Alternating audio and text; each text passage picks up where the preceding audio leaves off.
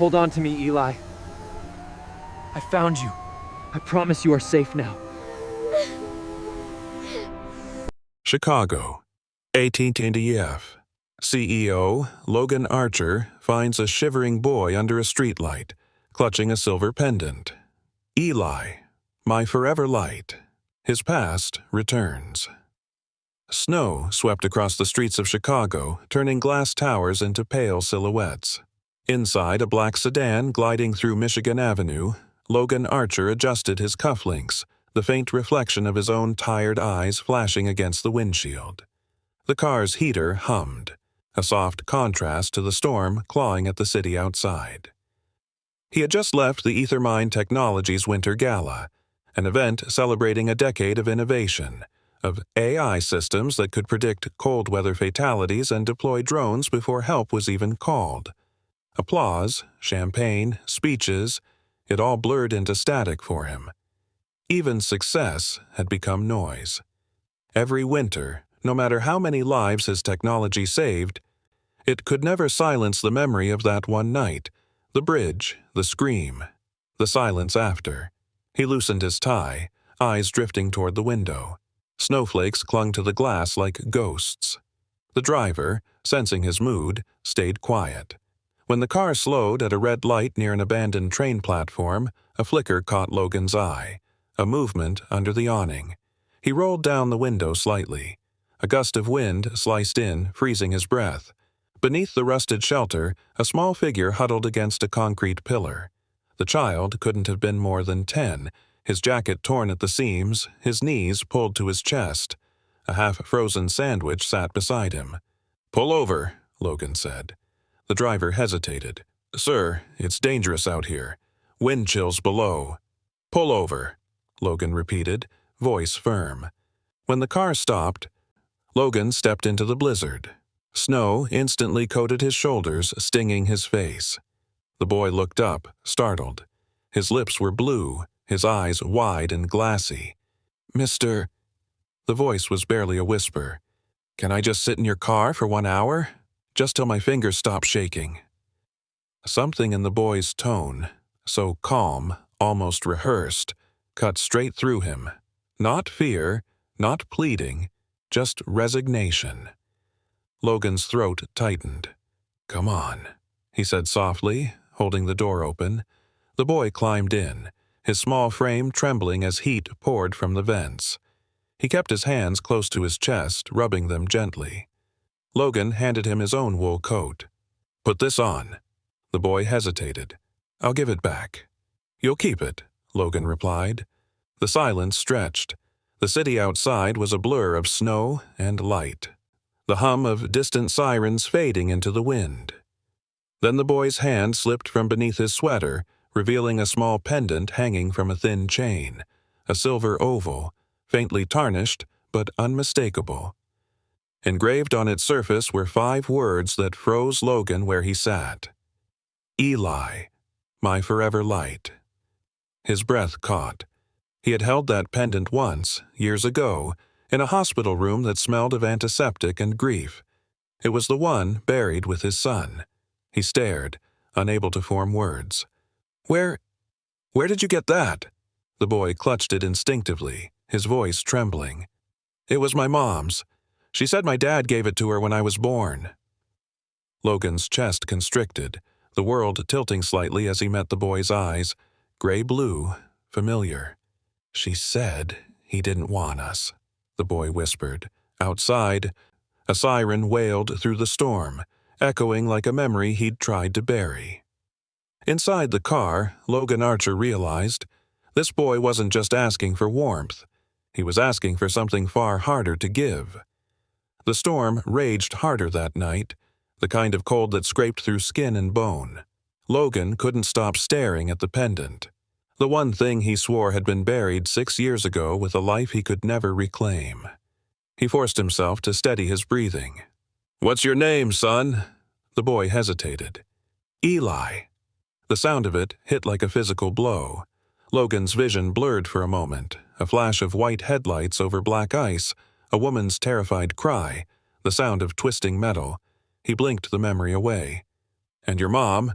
Grace. Grace Langford? Eli's head lifted. You knew her? The name poured from his lips before he could stop it. She used to work with me. Years ago. His voice broke, a note of disbelief laced with guilt. Eli's eyes softened, but his small shoulders tensed. She got sick.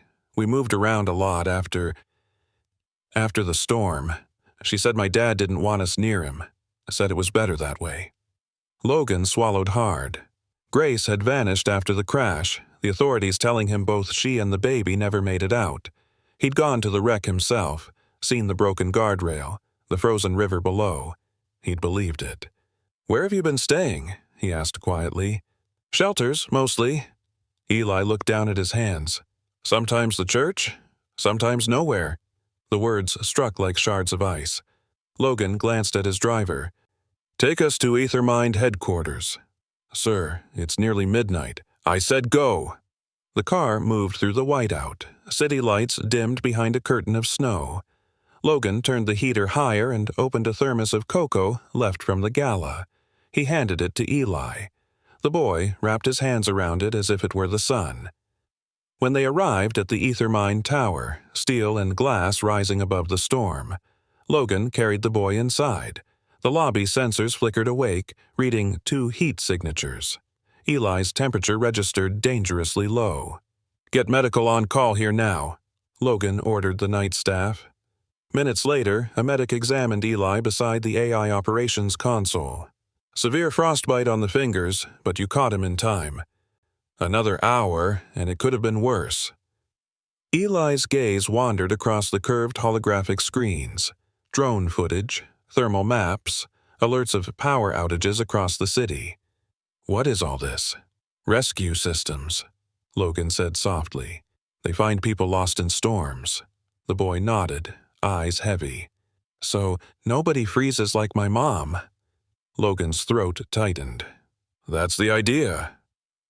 The medic left, and Eli drifted into sleep on the couch, wrapped in a thermal blanket. Logan sat nearby, staring at the pendant resting against the boy's chest.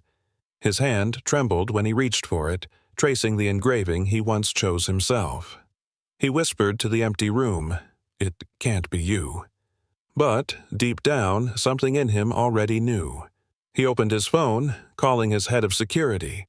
"I need a full background check. The boy's name is Eli Langford.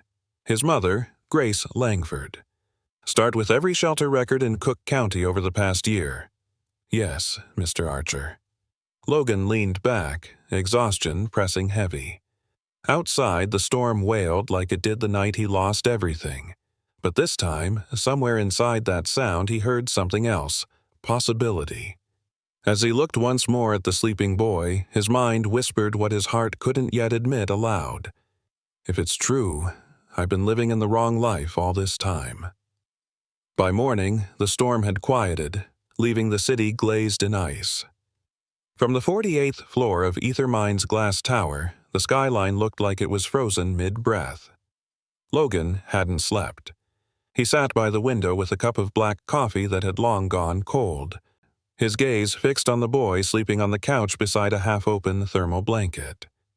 Eli stirred, blinking against the pale sunlight that spilled through the glass. "Is it morning?" he asked, his voice rough from the cold. "It is," Logan said gently. "You're safe here." The boy looked around, taking in the curved holographic screens, the hum of machines, the faint electric scent that clung to every inch of Ethermind's nerve center. "This place feels like the future." Logan smiled faintly. "It's supposed to be. We use it to stop disasters before they happen." Eli tilted his head. "Then why didn't it stop mine?" The words cut straight through him. Logan looked down, his throat tight. "Because it didn't exist then," he admitted quietly. "But it does now, and maybe that means something." When the boy dozed off again, Logan turned to his desk console. The AI, named Archer Core, pulsed with soft blue light. "Archer," he said, voice low. "Run deep trace. Eli Langford, age approximately 10, presumed mother Grace Langford. Cross-reference shelters, hospitals, foster records, Anything. The AI's synthesized voice replied, calm and unhurried. Processing, searching Cook County, DuPage, and Lake County databases. He waited, pacing the length of the room, heart pounding against his ribs. Every tick of the clock sounded like a countdown. Then, after what felt like hours, the console chimed. Results found, Archer announced. Subject, Eli Langford.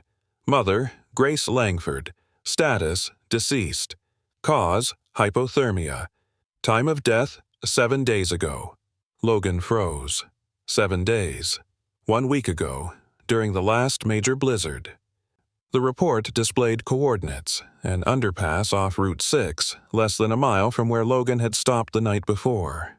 He whispered the name to himself, as if saying it might make her real again. Grace. He pressed for more. Any record of father? None listed, Archer replied. However, a note filed at St. Francis Shelter reads, If anything happens to me, please keep Eli safe. His father's name is... The screen glitched, static flickering over the final words, then stabilized. Logan Archer. Logan sank into his chair, the world narrowing to the pulse in his ears. He hadn't imagined it. Grace had survived, hidden their son, and died trying to protect him. A soft voice behind him broke the silence. You found something, didn't you? Eli stood there, clutching the silver pendant. His eyes were searching, wary. Logan rose slowly. Yes, he said, voice shaking despite himself. Something important. The boy frowned. About my mom? Logan nodded, unable to hold the boy's gaze. She was trying to keep you safe. Eli's lips trembled. Did you know her? He hesitated, then nodded once. A long time ago.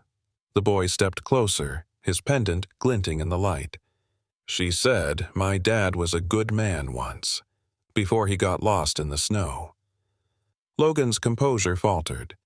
Maybe he's trying to find his way back. The boy didn't answer, just looked at him with quiet suspicion, the kind born from too many broken promises. When Eli finally turned toward the window, Logan whispered to himself, You're my son, and I'm going to prove it. He reached for his phone, dialing a number that only a few people in the world could answer.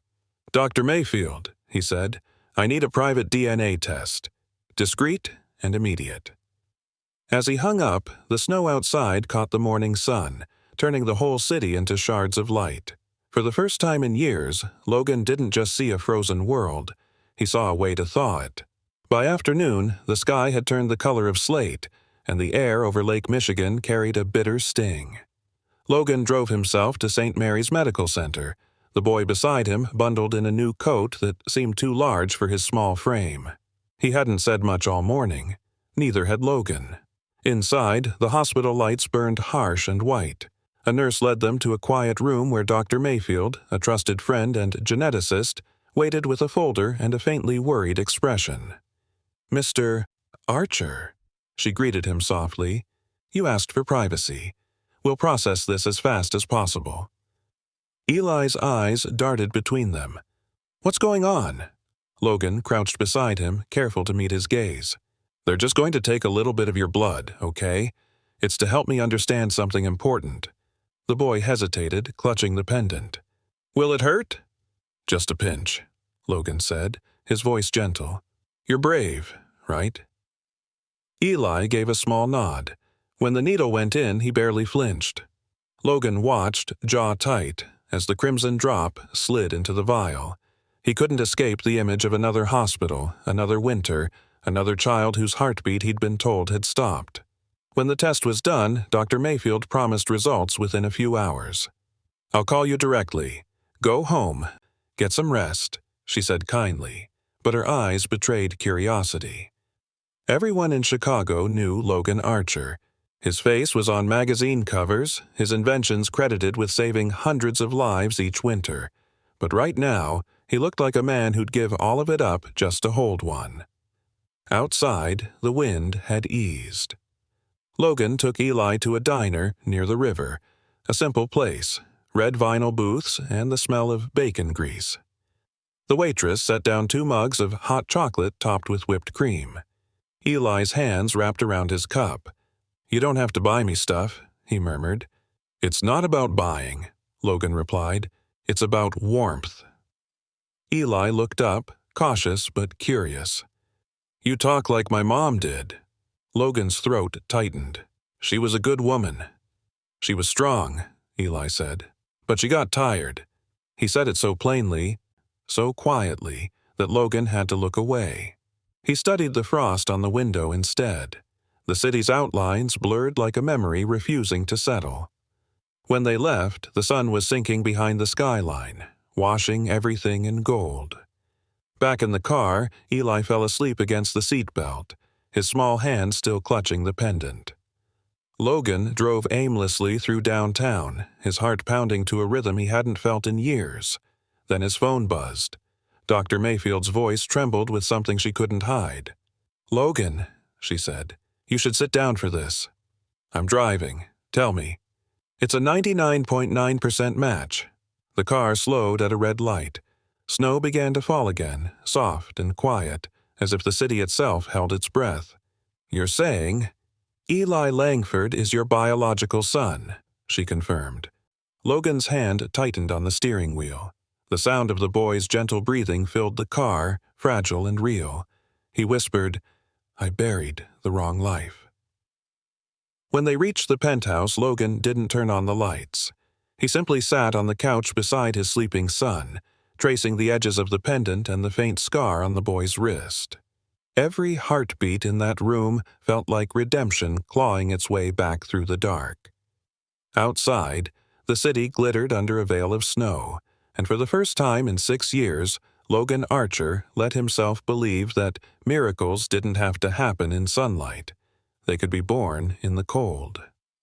Night stretched long over Chicago, the skyline veiled in snow mist and fog. Logan sat at his kitchen table, laptop open but untouched, its glow reflecting the lines of exhaustion on his face. Across from him, Eli ate quietly, half a sandwich, half his gaze watching the window. The silence between them felt both fragile and necessary. Every time the boy moved, Logan caught glimpses of the silver pendant swinging softly against his chest. Eli, my forever light. Those words once marked the end of a life. Now, impossibly, they marked its return. Logan cleared his throat. "Did your mom ever tell you about your dad?" Eli kept chewing, eyes low. "Just that he was smart and busy." "Busy," Logan echoed. "That sounds about right." "She said he loved machines more than people," Eli added softly. Logan flinched. He wanted to protest, but the truth stuck like ice in his lungs. There was a time when work had been his shield.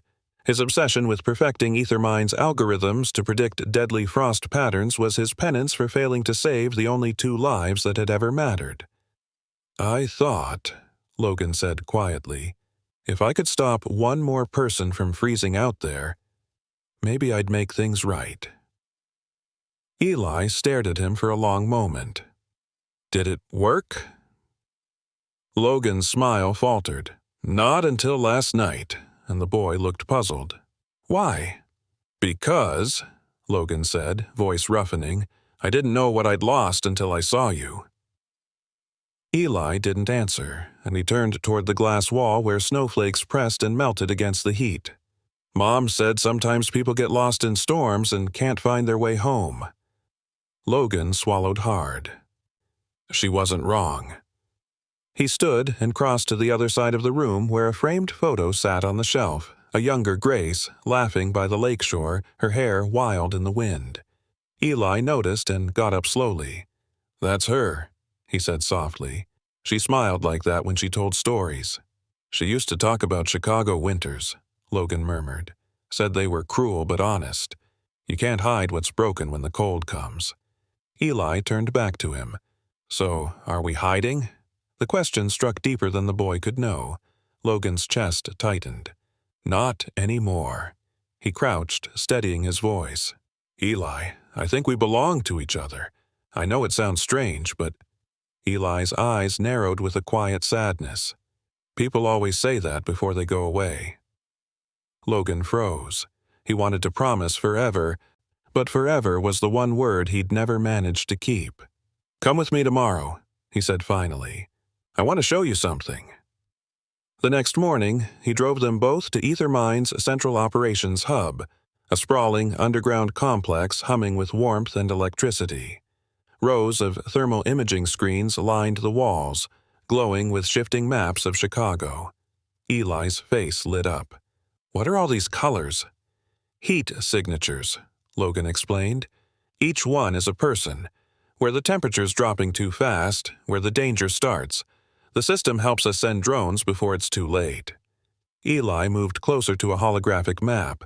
His eyes widened as the blue zones pulsed along the south side. "So no one has to freeze anymore?" Logan nodded. "That's the goal." The boy's smile was small, but real. "Then you're kind of like a superhero." Logan chuckled faintly. "More like someone trying to fix what he broke." Eli turned to him, serious now. "Then maybe you already did." The hum of machines filled the space between them, steady, alive. For the first time since the night of the crash, Logan felt warmth not just from the heat around him, but from the fragile hope in a boy's voice. He didn't know it yet, but that small spark would soon face its fiercest storm. 2 days later, the polar vortex deepened, swallowing Chicago in white silence. The city shivered beneath wind chills that could stop a heartbeat in minutes. At Ethermind headquarters, Logan stood in the command center surrounded by glowing thermal maps, each dot representing a life. His team was deploying emergency drones across Southside neighborhoods, and Eli watched in awe from behind the glass. The boy pressed his hands to the window, tracing the paths of the glowing bots as they cut through snow and darkness. "They look like fireflies," he whispered. Logan smiled faintly. "Each one carries warmth, heat packs, blankets, signal beacons. They find people when the city can't." Eli turned toward him, curiosity lighting his pale face. "Did your machines find my mom?" The question stopped Logan cold. "No," he admitted quietly. "They weren't ready then." Eli's expression didn't change, but his voice was softer. "Then maybe I'm here to help you fix that." Logan's chest ached with something between grief and pride. He reached out, resting a hand on the boy's shoulder. "You already are." The team finished their shift and left for the night, leaving father and son alone amid the hum of servers. Logan brought out 2 mugs of hot cocoa from the break room, the steam rising between them like a fragile peace offering. Eli hesitated, then smiled a little. "You really like cocoa, huh?" Logan chuckled. "It's what my mom used to make when I couldn't sleep." They sat quietly for a while. The building groaned under the weight of the snow, wind howling against the windows like a living thing. Logan studied the pendant at Eli's neck. It caught the light each time he moved, silver against the boy's heartbeat. He took a slow breath. "Eli," he began, carefully. "What if I told you I think I'm your dad?" The boy froze, fingers tightening around his mug. "You can't be. Mom said he didn't want us." "I know," Logan said, his voice breaking. "And I thought you both were gone. I never stopped looking for answers." Eli shook his head. "She said if you wanted us, you would have found us." Logan's throat closed. "She was trying to protect you. From me, maybe. From the pain of what she thought happened. But I swear to you, if I'd known—" The boy stood, trembling, eyes shining with anger and confusion. "You had everything. Cars, towers, machines. We had nothing." "I know," Logan whispered, "and I'd give all of it away just to change what happened." Eli's voice cracked. "Then why didn't you?" Logan stepped closer, but didn't reach out. "Because I didn't know I still had something to live for." The boy's lip quivered. "So now you want to fix me?" "No," Logan said quietly. "I want to know you." The silence that followed was heavy but alive. Eli turned away, staring out the window at the snow swirling through the city lights. Mom used to say the cold shows who's really warm inside. Logan managed a trembling smile. Then she was right. Eli didn't answer, but when he finally sat back down, he didn't move away. The pendant glinted between them like a small, steady flame. Hours later, long after the boy had fallen asleep at the console, Logan stood at the glass wall overlooking the city. He whispered into the dark, "I'll find a way to earn your warmth, son." Behind him, the AI system flickered with a soft chime. A notification appeared on the main screen. Severe power outage detected, South River Bridge sector. Logan's blood ran cold. The same bridge, the one that had taken everything from him 6 years ago. He turned toward his sleeping son, unaware of the omen glowing across the screen.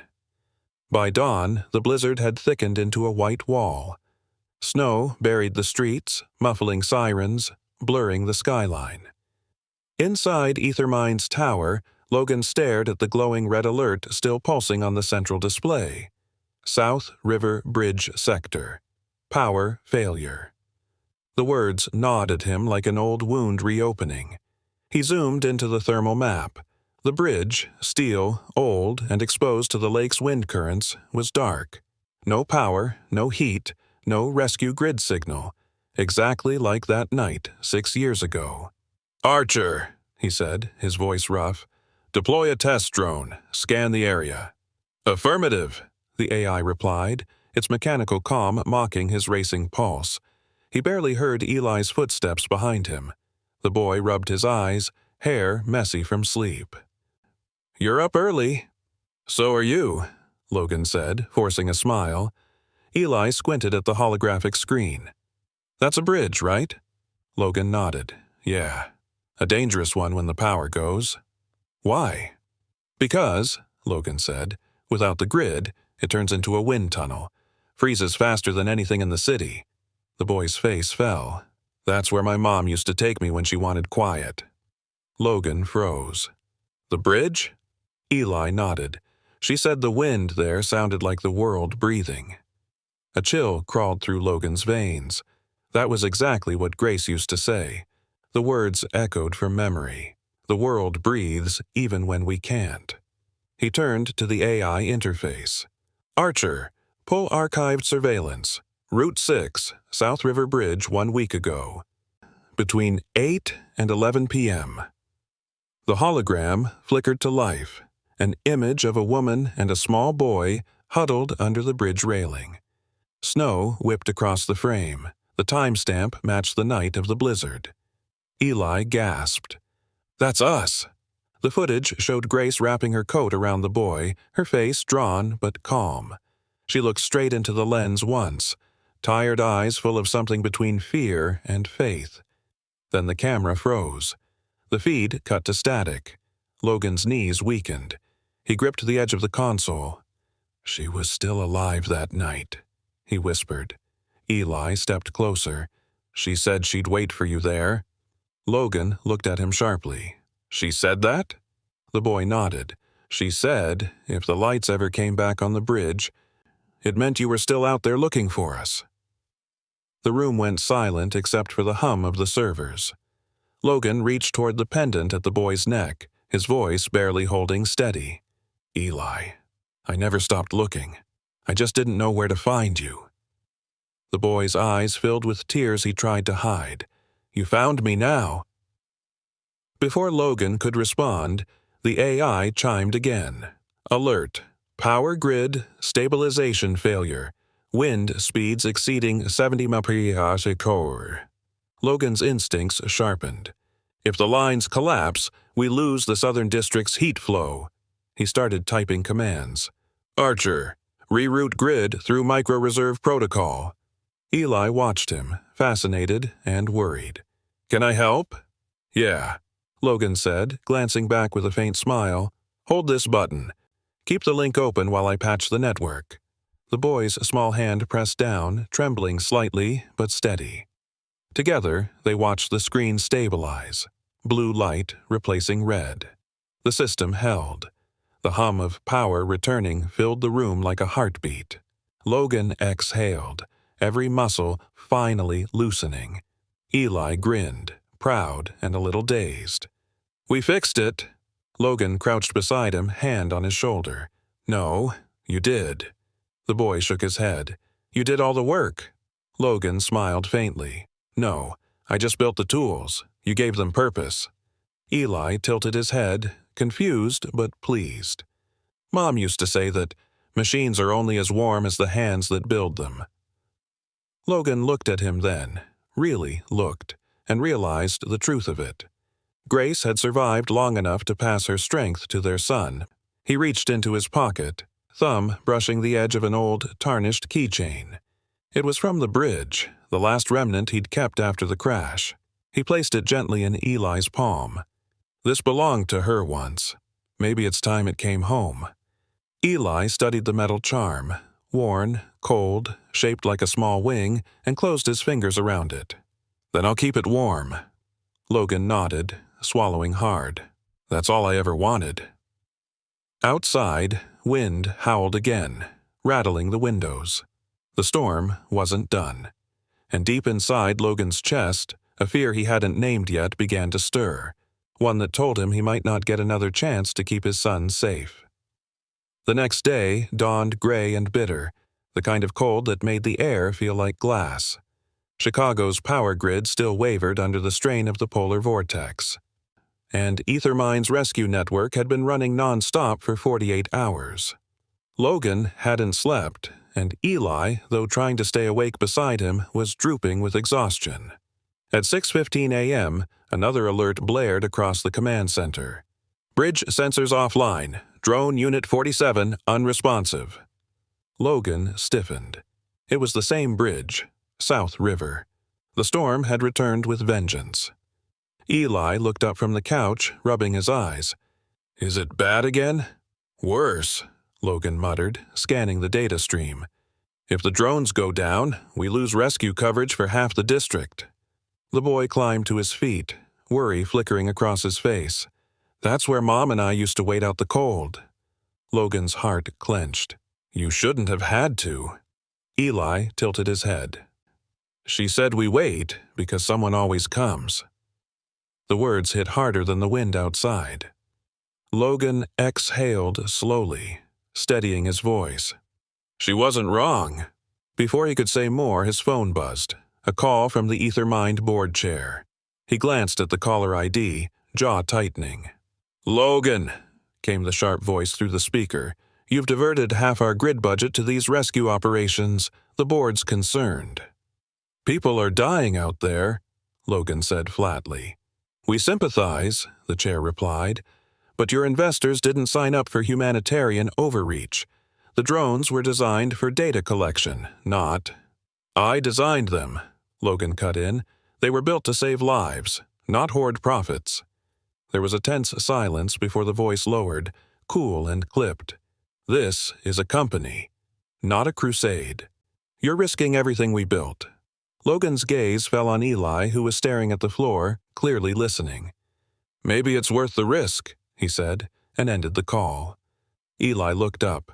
"Are you in trouble?" Logan forced a smile. "Not compared to what could happen if we stop." Eli's small voice was solemn. "Mom used to say warmth doesn't belong to anyone. It's supposed to be shared." He almost laughed through the ache in his chest. "She sounds like the smartest person I ever knew." "She was," Eli whispered. Logan crouched down. "You remind me of her more every minute." The boy hesitated, as if struggling with something unsaid. "She told me, if I ever met you, I should tell you she forgave you." Logan froze, the words sinking deep. "Forgave me?" Eli nodded. "She said the storm took you first. It just took her later." For a long moment, Logan couldn't breathe. All the guilt, all the years of burying grief under code and metal, none of it prepared him for this small mercy. He placed a hand over his eyes, trying to hold himself together. When he finally spoke, his voice was raw.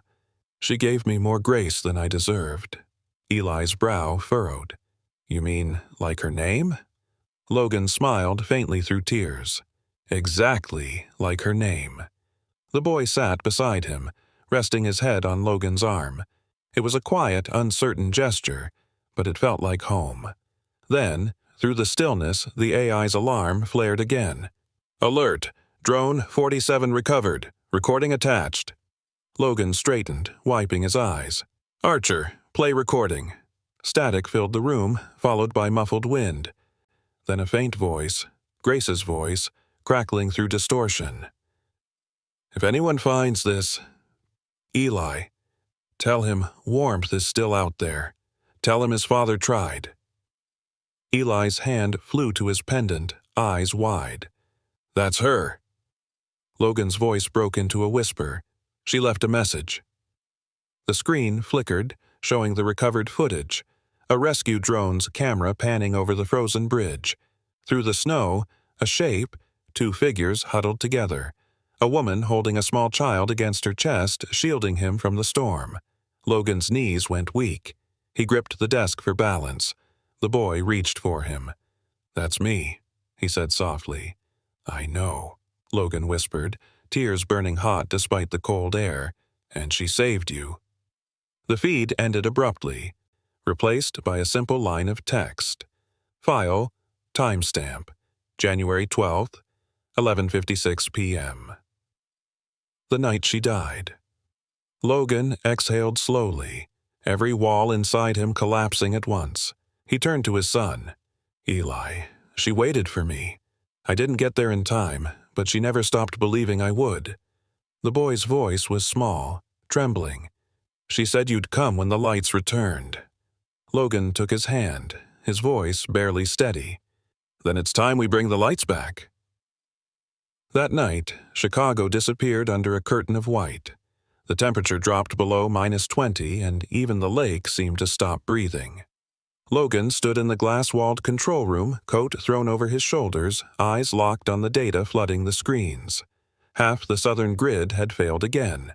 Emergency crews were grounded, and somewhere in the chaos, the same board member who'd argued profit over people had ordered the rescue drones shut down to preserve company assets. Ether Mine's sleek tower felt colder than the streets outside. Archer, Logan said, voice taut. Override corporate lockdown. Resume humanitarian drone deployment. Authorization code, Archer 7 Alpha. The AI hesitated for a second, as if sensing the weight of what it was being asked. Warning. This action may trigger legal breach of contract. Execute anyway. The soft hum of machinery rose through the floor as hundreds of drones powered back to life, their thermal wings glowing amber on the monitors.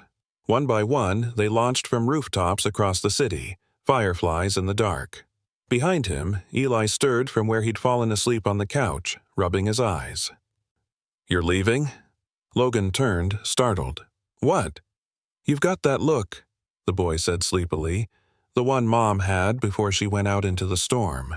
I'm not going anywhere, Logan said quickly, but even as he said it, the alert flashed on the main screen again. Signal lost. South River Bridge sector. It was like déjà vu slicing through his chest. He grabbed his coat and headset. Archer, patch into drone relay network. I'm going down there. Eli stood up, voice sharp. No, you can't. I have to, Logan said, crouching in front of him. If the grid goes down, more people will die. You understand that? The boy's eyes filled with tears. But what if you don't come back? Logan forced a trembling smile. Then I'll expect you to keep the lights on for me. Eli shook his head violently, the pendant catching the glow of the monitors. You can't fix everything alone. Logan's voice softened. I'm not alone anymore. He pressed the boy's small hand around the silver pendant. This belonged to you first. Keep it warm till I return. Eli gripped it tightly, tears sliding down his cheeks. You promise? I promise, Logan said. He turned to go, but before the doors closed, Eli's voice followed him through the echoing hall. You're still my forever light. The words hit him like a heartbeat. Minutes later, Logan's SUV cut through the snow-slicked streets, headlights piercing the storm. Wind battered the windshield, howling like a warning. As he approached the bridge, he saw what the system had failed to show. Several vehicles trapped under the collapsed power line, their heat signatures flickering faintly. He activated his headset. "Archer, relay drones to my coordinates. Emergency beacon 491. "Confirmed," the AI responded. "Estimated arrival, 3 minutes." He leapt from the vehicle, boots sinking into snow up to his shins. The bridge groaned beneath layers of ice. Somewhere beneath a crushed sedan, a voice cried weakly for help. Logan forced the door open with numb hands, pulling a young woman free. Her pulse was faint but steady. Behind him, a drone swooped in, dropping heat packs and a thermal blanket. Logan covered her carefully.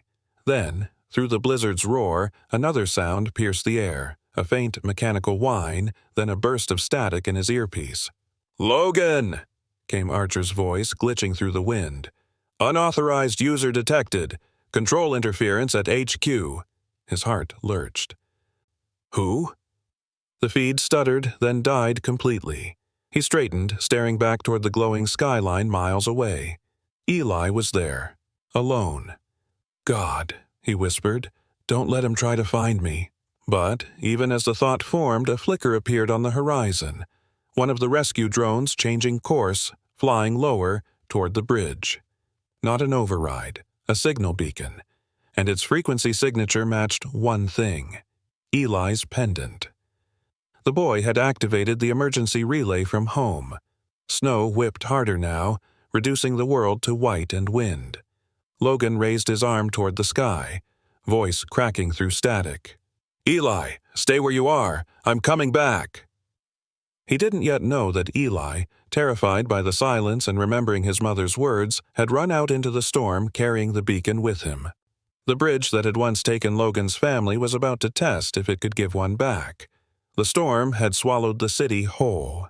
Even the glow of Ethermind Tower was gone, just a faint blur beyond miles of swirling white. Logan's SUV fishtailed through the ice, his knuckles white on the steering wheel. The dashboard sensors flickered with one signal, small, erratic, and moving toward the river. Eli's beacon. "Archer!" he barked through his headset. "Locate origin of signal 914E." The AI's voice cracked through static. "Source detected. Approximate distance, 1.7 miles southeast. Signal strength dropping rapidly." "Keep tracking," Logan ordered, flooring the accelerator. Snow sprayed in sheets around him as the SUV thundered through drifts. His heart pounded in rhythm with the wipers, each swing a reminder that he was running out of time. He called again into the radio, voice breaking. "Eli! Answer me! Where are you?" Nothing but wind. Then, faintly, "Dad?" Logan's breath caught. "Eli! Stay still! I'm coming for you!" The radio hissed again. "I wanted to help, like you do, but it's so cold." His chest seized. "No, no, stay awake. Keep talking to me." The SUV slammed into a snowbank, skidding sideways. Logan wrenched open the door, stumbling into the gale. Wind clawed at his coat, tearing the air from his lungs. He ran, blinded, following the faint red blink of the pendant's beacon on his handheld monitor. "Archer!" he shouted. "Activate drone swarm in radius 30 meters. Thermal search pattern." Overhead, distant hums rose into the storm as drones cut through the white beams of amber light fanning out. The sensors painted patches of color across the frozen bridge, blue for ice, orange for faint heat, and there, far ahead, a flicker of red. "Target located," Archer reported. Logan's boots slipped across the ice as he sprinted toward the signal. "Hold position, Eli! I see you!" When he reached the far side of the bridge, his flashlight caught a shape curled under the collapsed guardrail. A small boy huddled beside a fallen rescue drone, its casing cracked and sputtering light. Eli's lips were pale, eyes half open, tears frozen on his cheeks. "Dad," he whispered. The lights came back.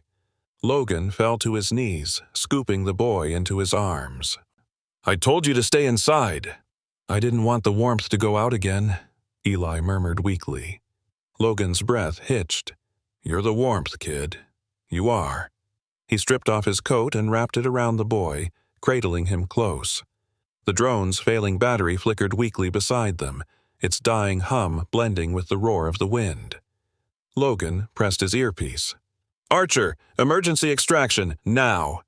Nearest rescue vehicle ETA, 4 minutes, the AI replied. Too long, Logan muttered. He lifted Eli against his chest, gripping the boy's small hand around the pendant. You stay with me, you hear? Eli's head rested against his shoulder. Mom said, you'd come back. Tears burned through the cold on Logan's face. She was right. The bridge creaked beneath them, the river below cracking like glass. Logan adjusted his footing, shielding the boy as snow whipped around them. He could feel Eli's faint heartbeat through the coat. Slowing, fragile, but there. Stay awake, Eli, just a little longer. Are we going home? The boy murmured. Yeah, Logan said, voice trembling. We're going home. The hum of engines grew louder overhead. Drones, rescue skimmers, sirens cutting through the wind. Then, a voice from the headset. Visual contact confirmed. Hold your position, Mr. Archer. He sank to his knees, clutching Eli tighter as the first responders descended with lights flashing blue and red against the snow. As they lifted the boy onto a stretcher, Eli stirred weakly, gripping Logan's gloved hand. You came back. Like she said. I'll never leave again, Logan whispered. The paramedic pressed a hand on his shoulder. Sir, he's hypothermic but alive. We need to move now. Logan nodded, following them into the blinding snow. In the back of the ambulance, as warmth flooded the cabin, Eli's eyelids fluttered open. His voice was barely a whisper. You're warm, Dad. Logan smiled through the tears he couldn't stop. So are you, son. Outside, the storm began to break. Dawn light bleeding through the clouds over the bridge that had once taken everything, and now, miraculously, returned it. The blizzard finally began to ease as the ambulance raced through the empty streets.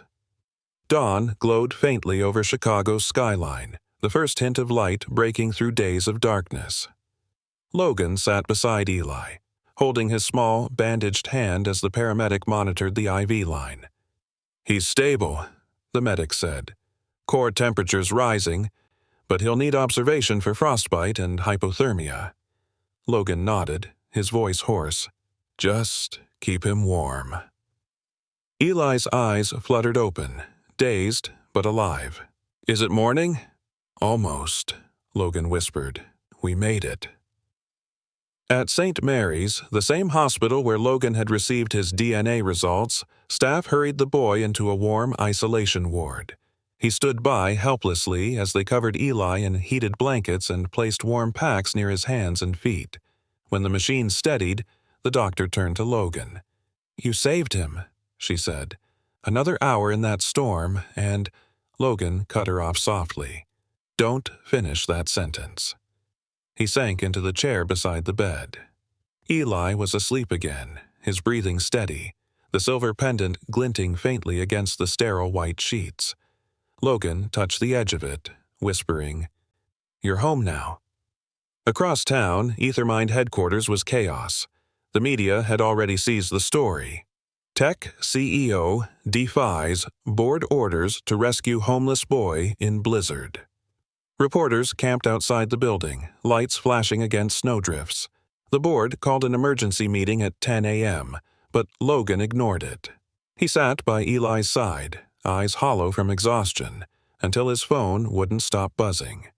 Finally, he answered. Logan, said the chairman's clipped voice, your reckless behavior has put this company under fire. You breached legal contracts, endangered proprietary assets, and used corporate drones for personal reasons. Logan's tone was calm but sharp. Personal reasons? Saving a human life is a personal reason now? You're being naive, the chairman snapped. This company was built on discipline, not sentiment. Logan looked at the boy sleeping peacefully in the bed beside him. You're wrong, he said quietly. It was built on grief, and now, on purpose. There was silence on the other end. "You'll be hearing from counsel," the chairman said at last, and hung up. Logan exhaled slowly, setting the phone down. The storm outside had thinned to a quiet snowfall, each flake landing softly against the hospital window.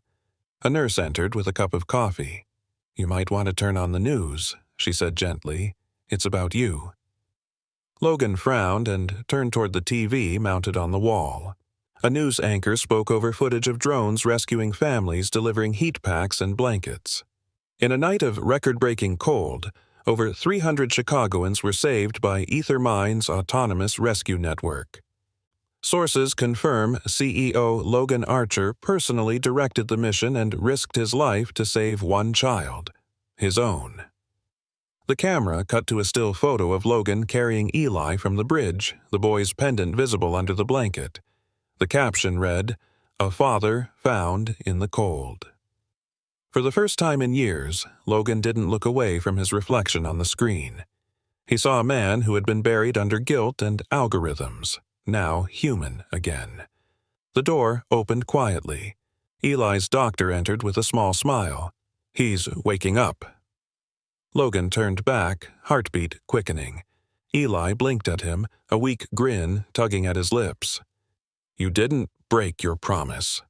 "No," Logan said, tears welling again. "Not this time." Eli glanced at the window, where the storm had softened to flurries. "Mom said you'd come when the world turned quiet again." Logan reached for his hand. "Then I guess she was right about everything." The boy nodded slowly. "She always was." Outside, reporters shouted questions. The hospital corridor buzzed with cameras, microphones, and flashes. But inside that room, the world had finally gone still. Logan sat beside his son, holding his hand beneath the glow of a single heating lamp. He realized something profound then. He had spent years building machines to stop death, but it was love that had truly learned how to find life again. By the following morning, the hospital's corridors had turned into a maze of camera crews, journalists, and curious onlookers. Chicago had woken up to a story that melted even the coldest hearts. A billionaire CEO risking his life to save a homeless boy in the blizzard, only for the world to learn the boy was his long-lost son. A nurse whispered as Logan passed, "You're on every channel, Mr. Archer." He didn't care. The only thing that mattered was the small hand that now rested in his. Eli was sitting up, pale but stronger, sipping warm soup while sunlight streamed through the frost-coated window. "Are they mad at you?" Eli asked quietly. Logan smiled faintly. "Some people are. The board, mostly." "Because you helped me." "Because I reminded them what we were supposed to be helping," Logan said. "People, not stock prices." Eli tilted his head, curious. "So, what will you do now?" Logan's gaze drifted toward the city skyline beyond the glass. "Something your mom would have wanted me to." That afternoon, he returned to Ethermind headquarters for the first time since the rescue. The press swarmed the plaza outside, snow crunching under their boots as a microphone's thrust toward him. "Mr. Archer, did you endanger company property? Is it true the boy is your biological son? Are you stepping down as CEO?" He didn't answer any of them. He walked straight through the lobby, up the elevator, and into the boardroom where 12 men and women sat waiting, their expressions carved from ice. "Logan," the chairman began sharply, "you've placed this company in a media circus. Investors are threatening to withdraw, and your unauthorized drone launch breached 3 federal contracts." Logan unbuttoned his coat, his movements calm, deliberate. "And in doing so, those drones saved over 300 lives last night." A younger executive scoffed. "You can't measure philanthropy in ROI." "I'm not trying to," Logan said. "I'm measuring humanity." The room went still. He set a file on the table, blueprints, proposals, and handwritten notes. "I'm launching a new initiative, independent of board control. It's called the Eli Warm Line. It will operate 24/7, powered by Ethermind's rescue network. Drones will deliver heat packs, blankets, and shelter signals to anyone stranded in cold zones." The chairman leaned forward. "You're using company tech for charity? You'll bankrupt us." Logan met his gaze steadily. I built this company out of guilt. Now I'm rebuilding it out of purpose. If that bankrupts us, so be it." Murmurs rippled through the boardroom. One executive, the youngest on the panel, finally spoke. "Sir, the public already sees you as a hero. If we back this, it might save our reputation and lives." The chairman's glare silenced her, but Logan smiled faintly. "Then you have a choice. You can invest in warmth, or walk away from it." He turned to leave. Behind him, the room buzzed with anxious voices. No vote, no permission, just the quiet conviction of a man who'd found his North Star again. Hours later, back at the hospital, Eli sat propped up by pillows, sketching something in a notebook. A small drone with a painted heart on its wings. "What's that?" Logan asked, pulling up a chair. "It's your robot," Eli said shyly. "Only warmer," Logan chuckled. "I think you just named the first fleet." "Really?" "Really. Every drone will carry a message, something to remind people they're not alone." Eli grinned. "What will it say?" Logan thought for a moment. Then he smiled, slow and certain. "Stay warm. Stay found." The boy nodded approvingly, clutching his pendant. Mom would like that. A week later, under clear skies, the first Eli Warmline drones launched from the rooftop of Ethermind Tower. Hundreds of them spread across the frozen neighborhoods, each one glowing softly in the evening light, bearing the engraving, "For Eli." Watching from the hospital window, Eli leaned against Logan's side. "Look," he whispered, "fireflies." Logan's throat tightened. "No, son. Those are lights coming home." Spring crept slowly into Chicago, thawing the city one puddle at a time. The ice along the river cracked and shimmered, revealing the first hints of green. For the first time in years, Logan Archer felt the world breathing again. It had been 3 months since the night of the blizzard. The Eli Warmline initiative had become more than an idea. It was a movement. Across the Midwest, Ethermind drones were now saving lives in dozens of cities, their tiny sensors mapping heat signatures and dispatching emergency aid. News outlets called it the most humane innovation of the decade. Logan never corrected them. To him, it wasn't about innovation, it was about redemption. He parked his car outside a brick community center in the South Side, its sign freshly painted, the Grace Langford Shelter. A small crowd of volunteers waited near the entrance, unpacking boxes of blankets and installing heat sensors along the walls. Eli was in the middle of them, wearing a volunteer badge far too big for his jacket, directing people with the same quiet focus as his father. When he spotted Logan, he waved eagerly. "We finished the east wall, Dad. It connects straight to the Warmline grid." Logan smiled, pride swelling in his chest. "You're running the show now, huh?" Eli shrugged, trying to hide his grin. "Ms. Ramirez says I'm good with the wiring. I told her I used to watch you do it on the news." Logan laughed softly. "You're already better than I was." They walked together through the newly renovated halls. Bright paint, clean bunks, a warmth that wasn't just from heaters, but from human hands. Each room bore a small plaque engraved with a single phrase, "For those still waiting in the cold." At the back of the shelter, a mural covered an entire wall. It showed a woman with a kind smile and windblown hair standing beneath a bridge, holding a small boy in her arms. Above her, painted in gold script, were the words, "Grace, the warmth we keep." Eli stood before it silently, tracing the outline of his mother's face with his fingertips. "She'd like this, right?" Logan swallowed hard. "She'd be proud of you, Eli. Of all this." The boy turned, eyes bright. "Then we'll make sure no one freezes ever again." Logan knelt beside him, pulling something from his pocket. A tiny box, worn but polished. Inside lay the silver pendant, restored and newly engraved. The words shimmered softly in the light. Dad and son. Always found. Eli's breath caught. "You fixed it." "I added to it," Logan said gently. Because what was lost doesn't have to stay that way. The boy slipped it over his head, fingers brushing the cool metal. You didn't just give me warmth, he said softly. You gave me back my home. Logan's throat tightened, eyes glistening. You gave me one too. Outside, volunteers cheered as the last sensor came online. A gentle tone chimed from Logan's watch. Warm line connection established. Active.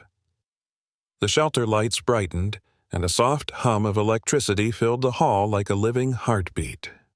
Later that evening, as the crowd dispersed, Logan and Eli sat together on the shelter steps, watching the sun sink low over the river. The bridge in the distance stood rebuilt, strong and gleaming with new railings and safety lights, funded entirely by Ethermine's recovery program. Will you ever stop working? Eli teased. Logan chuckled. Not if it means keeping that light of yours burning. Eli leaned against him, resting his head on his father's shoulder. Then maybe we'll fix the whole world next. Logan smiled, turning to watch the last rays of sunlight reflect off the pendant around his son's neck. One life at a time, Eli. That's how warmth spreads. Above them, a single rescue drone drifted past, its beacon steady, its message etched in silver. Stay warm, stay found. For Eli. A year later, Chicago gleamed under a soft blanket of snow. Not a storm this time, but the kind that quieted the streets and painted every rooftop in peace. The city no longer feared winter. It prepared for it. Heat shelters opened automatically when temperatures dropped. Drones hummed like watchful angels across the skyline. And on the river's edge, the bridge that had once symbolized tragedy now bore a new name. The Archer Langford Memorial Bridge. A small crowd gathered that afternoon for the dedication ceremony. Reporters waited, cameras rolling, but Logan hardly noticed. He stood with Eli at the foot of the bridge, both bundled in dark coats, the boy's pendant gleaming over his scarf. You ready? Logan asked quietly. Eli nodded, gripping the ribbon-cutting scissors in small gloved hands. Can I say something? Logan smiled. It's your bridge, too. The boy stepped toward the microphone, his breath visible in the cold air. My mom used to say that warmth isn't just heat, it's people remembering each other. This bridge, it remembers her, and my dad made sure no one else has to wait in the cold again. The crowd was silent for a moment, then applause rippled through the air, slow, heartfelt, and pure. Logan's eyes burned, but he kept smiling as he placed a hand on his son's shoulder. When it was his turn to speak, he faced the sea of cameras with calm resolve. For years, I tried to fight the cold with technology. But the truth is, warmth doesn't start with machines. It starts with us. Every algorithm, every drone, every beam of light we send into a storm carries the memory of someone we couldn't save. This bridge is not just steel, it's a promise. Behind him, a line of drones rose in a synchronized formation, their small lights glowing like stars against the gray sky. Each bore the same engraving. Stay warm, stay found. For Eli. After the ribbon was cut, the crowd dispersed slowly, leaving father and son standing alone on the bridge. Snowflakes drifted lazily between them, catching in their hair. Eli looked over the railing at the river below. Do you think she can see it? Logan followed his gaze. I think she's the reason the lights never went out. They stood in silence, listening to the faint hum of the drones above, the city alive and safe below. The wind that once howled through this place now whispered softly, almost like a voice saying thank you. Eli reached for Logan's hand, their fingers locking together. You don't look sad anymore, he said quietly. Logan smiled, his breath clouding the air. That's because I finally understand what she meant. Eli tilted his head. About what? That warmth isn't something you make, Logan said, his voice steady and full. It's something you keep alive. They watched as the last drone disappeared into the clouds, its beacon pulsing faintly like a heartbeat in the distance. The boy turned to him, eyes bright. Come on, Dad. Let's go home before it gets cold again. Logan squeezed his hand gently, the weight of the past lifting with the wind. Together, they crossed the bridge. The same place where everything had once ended, now reborn as the start of everything new. As snow fell in soft silence around them, the pendant at Eli's chest caught the last ray of daylight, gleaming like a living spark. This time, warmth didn't come from machines or fire. It came from the small hand holding his.